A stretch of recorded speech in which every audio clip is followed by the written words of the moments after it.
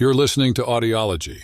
Support this channel by becoming a member and be sure to submit your requests for topics in the comments below. After North Korea invaded South Korea on June 25, 1950, sparking the Korean War, the United Nations stepped in to support South Korea. The United States sent ground troops to the Korean peninsula, aiming to push back the North Korean invasion and prevent South Korea from falling. However, there was a challenge. Since World War II ended 5 years earlier, the U.S. had significantly reduced its forces in the Far East.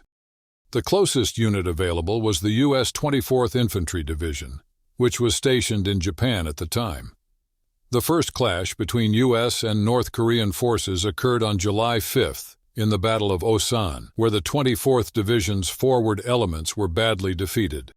For the next month, the 24th Division faced defeat after defeat, driven back by the larger and better-equipped North Korean forces. They were forced into retreats through several engagements, most notably around Chocheon, Cheonan, and Pyeongtaek, and eventually made a last stand at the Battle of Daejeon.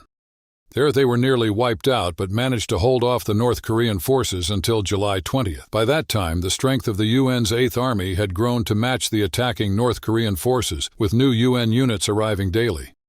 Meanwhile, on the Korean Peninsula's eastern front, the North Korean 5th and 12th Infantry Divisions were steadily advancing.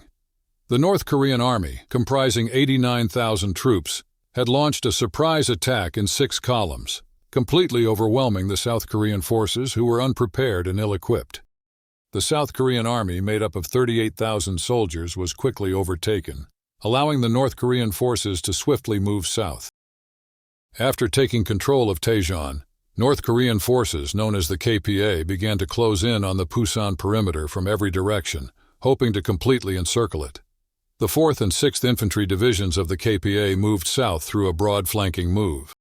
Their goal was to outflank the United Nations' left side, but this strategy caused their forces to spread out quite a bit.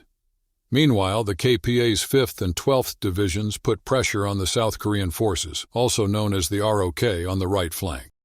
These divisions, equipped with tanks and outnumbering their opponents, consistently beat back United Nations forces, pushing them ever southwards. On July 21st, the KPA's 12th Division was given orders by the KPA 2nd Corps to take over Pohangdong by July 26th. Despite being pushed back, South Korean forces upped their game on the right flank, resisting fiercely to slow down the North Korean advance as much as they could. The battles over control of several cities were intense, with both sides suffering heavy losses.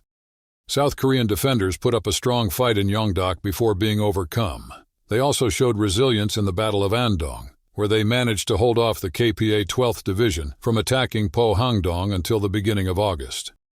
Additionally, the ROK forces went through a significant reorganization, and by July 26th, after getting a boost in numbers from new recruits, their strength was up to 85,871 troops. On the South Korean front, particularly in the eastern area, the landscape made travel and movement quite challenging. There was a main road stretching 50 miles from Daegu to Pohangdong along Korea's east coast. The only significant north-south road cut through this area from Andong, passing Yongcheon, which is about halfway between Daegu and Pohangdong. Another natural pathway could be found at Angangni, 12 miles west of Pohangdong. This town is near a valley that provides access through the tough terrain to Gyeongju, a key location for transporting supplies to Daegu.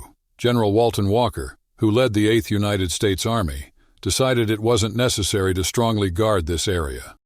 He believed the challenging terrain itself would deter any meaningful attacks.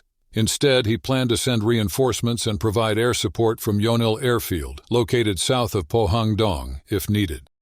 Apart from the valley connecting Daegu and Pohangdong, the region was covered in rugged mountains thanks to the Taebaek Mountains that stretched down the east coast of Korea. To the northeast of Pohangdong, along the South Korean defenses, the terrain was exceptionally harsh, making any form of movement there extremely tough.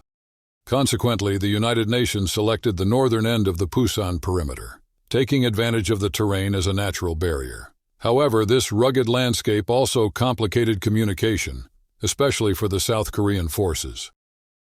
The South Korean Army, with a total force of 58,000, was strategically organized into 2 main groups and 5 divisions along their defense line.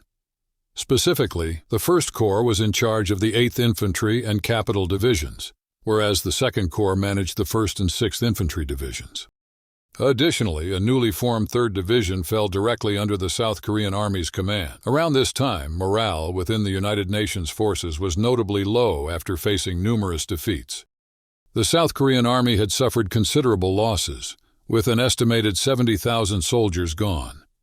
In support, the United States 5th Air Force stepped in with 45 P-51 Mustang fighters from Yonil Airfield, and the United States Navy pitched in with several ships off the coast. The USS Valley Forge and Philippine Sea aircraft carriers played crucial roles in evacuating wounded and trapped troops. Furthermore, the heavy cruisers USS Helena and Toledo were key in providing fire support for forces within the town. On the opposing side, the North Korean People's Army was initially a formidable force composed of 10 divisions, amounting to around 90,000 well-trained and equipped soldiers by July. This force also boasted hundreds of T-34 tanks. Despite their strength, United Nations defensive efforts significantly slowed their invasion into South Korea, resulting in 58,000 casualties for the North Korean People's Army and the loss of numerous tanks. To offset these heavy losses, the North Koreans had to fill their ranks with less experienced replacements and conscripts, many sourced from areas of South Korea they had conquered.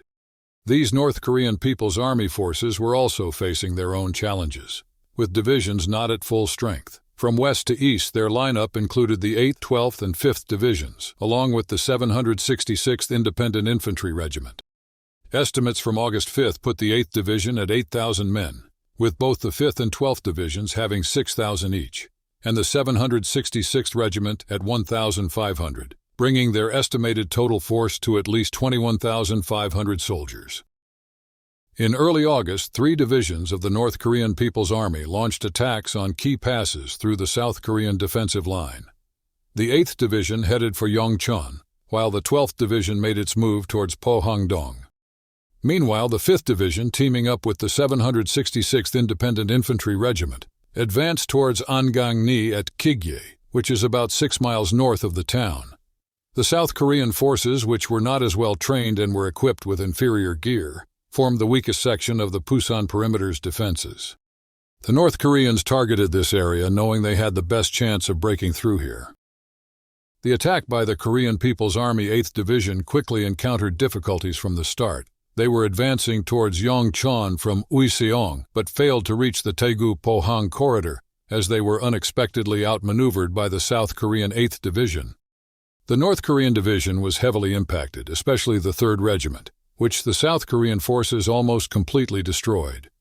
This situation forced the division's 2nd Regiment to engage, but they too suffered significantly, with at least 700 of their troops getting injured or killed. Additionally, they lost at least 6 tanks, destroyed by United States Air Force F-51 Mustangs and landmines. The battle was so intense that the Korean People's Army 8th Division had to pause for a week before they could consider moving forward again. When they resumed, they were quickly stopped by the strong resistance from the South Korean forces. Meanwhile, the other 2 assaults carried out by the North Koreans were surprisingly successful, pushing back the United Nations forces considerably. Shifting the focus east, the Korean People's Army 12th Division managed a stealthy crossing of the Naktong River at Andong. They cleverly navigated through the mountains in small groups to reach Pohangdong, despite being short-staffed and having to send back some artillery due to a shortage of ammunition. It was a maneuver not anticipated by UN planners, catching them off guard. On August 9th, soldiers from the Republic of Korea 25th Regiment moved through the mountains from Kigye, aiming to connect with the Republic of Korea's 3rd Division near Yongdok. They initially made some headway, advancing around 2.5 miles north before encountering a strong counterforce from the North Koreans, which forced them to retreat about 5 miles south. It became evident that the North Koreans were outflanking the United Nations forces, who had secured a route 20 miles north of Pohangdong, but left the mountainous inland areas undefended, allowing for North Korean infiltrations. At the same time, the Republic of Korea 3rd Division was engaged in intense combat with the Korean People's Army 5th Division along the coastal road leading to Pohangdong, mainly around Yongdok. This area witnessed the town changing hands several times amid fierce fighting. On August 5th, the North Koreans captured Yeongdeok again, pushing the South Korean forces back. The Republic of Korea's counterattack on the evening of August 6th included support from the United States aircraft and naval forces before Republic of Korea troops initiated a ground assault. Even so, the Korean People's Army 5th Division managed to break through south of Yeongdeok at Hunghai, encircling the Republic of Korea 3rd Division. Faced with a shortage of soldiers, Republic of Korea commanders enlisted a group of student volunteers to defend Pohangdong Girls Middle School, hoping to slow down the North Korean advance. On August 11th, this courageous group stood against the numerically superior enemy force for 11 hours, with 48 of the original 71 members making the ultimate sacrifice. Their gallant stand is depicted in the film 71 Into the Fire. On August 10th, the 8th Army created Task Force Pohang, which brought together the South Korean Army's 17th, 25th, and 26th Regiments, along with the 1st Anti-Guerrilla Battalion, a Marine Battalion, and a unit from the U.S. 18th Field Artillery Battalion. Their mission was to eliminate North Korean forces in the mountainous area. At the same time, the 8th Army established Task Force Bradley, comprising parts of the 8th Infantry Regiment and the 2nd Infantry Division, all under the leadership of Brigadier General Joseph S. Bradley. Task Force Bradley's job was to protect Pohangdong from the North Korean 766th Independent Regiment that was sneaking into the town. The next day, August 11th, Task Force Bradley left Yeonil Airfield to counter the North Korean forces near Pohangdong, while Task Force Pohang launched an attack from the Angangni area. Both groups immediately faced opposition from North Korean troops. By this time, the North Koreans had taken control of Pohangdong. What ensued was a complex series of battles throughout the area around Pohangdong and Angangni, with South Korean forces, supported by U.S. air power, confronting various groups of North Korean soldiers in the vicinity. The North Korean 12th Division, situated in the valley west of Pohangdong, managed to push back Task Force Pohang and the South Korean Capital Division. Concurrently, the North Korean 766th Infantry Regiment, together with parts of the 5th Division, engaged Task Force Bradley in and around Pohangdong. U.S. naval firepower succeeded in displacing North Korean troops from the town, but the area turned into a fiercely contested battleground as the conflict spread to the surrounding hills. On August 13th, North Korean People's Army troops had advanced into the mountains around Yeonil Airfield. Concerned about a potential enemy strike, U.S. Air Force commanders decided to move the 45 P-51 Mustangs of the 39th and 40th Fighter Squadrons away from the airfield. This decision was made despite objections from General Douglas MacArthur, the commander for the United Nations forces.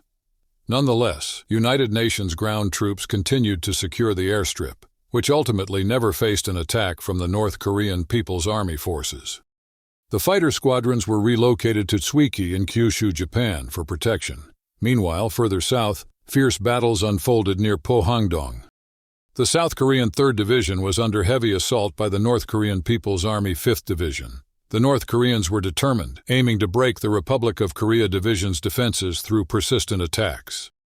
This push forced the Republic of Korea 3rd Division into a shrinking defensive position, eventually retreating to the village of Changsa-dong. Given the situation, U.S. Navy officials started planning to evacuate the division using landing ships tank and DUKWs, a type of amphibious truck. The division was then evacuated about 20 miles south to Yeonil Bay on the night of August 16th, with extensive support from the U.S. Navy. This operation successfully relocated around 9,000 soldiers of the division, in addition to 1,200 national police officers and 1,000 laborers, to join other United Nations forces. The goal was to mount a counterattack to drive the North Korean People's Army out of the area. By this point, North Korean People's Army forces had advanced impressively, pushing the front line to within just 12 miles of Daegu, indicating the high stakes and intensity of the conflict. By August 14th, significant forces including the Korean People's Army 5th and 12th Divisions, along with the 766th Independent Regiment, focused their efforts on seizing Pohangdong. Their attempts were thwarted by superior U.S. air power and naval shelling of the town. More critically, their supply lines had collapsed, leaving them without food, ammunition, and other supplies. Captured Korean People's Army soldiers reported that they hadn't received food since August 12th and were too exhausted to continue fighting. They faced the South Korean Capital Division and task forces Pohang and Bradley, which had united to plan a decisive blow to eject the Korean People's Army from the area. The United Nations forces launched their final counterattack against the Korean People's Army on August 15th. The battle for Pohang-dong was fierce, with both sides incurring heavy losses through intense combat that ebbed and flowed. By August 17th, the United Nations managed to drive the Korean People's Army forces out of the Gyeongju Corridor and Anggang-ni, securing the critical supply route to Daegu. The 766th Independent Regiment, now reduced to 1,500 soldiers, retreated north to avoid encirclement. The Korean People's Army's 12th Division, also diminished to 1,500 troops due to the heavy fighting, pulled out of Pohang-dong. The division later merged with other units and received reinforcements, rebuilding its strength to 5,000 men.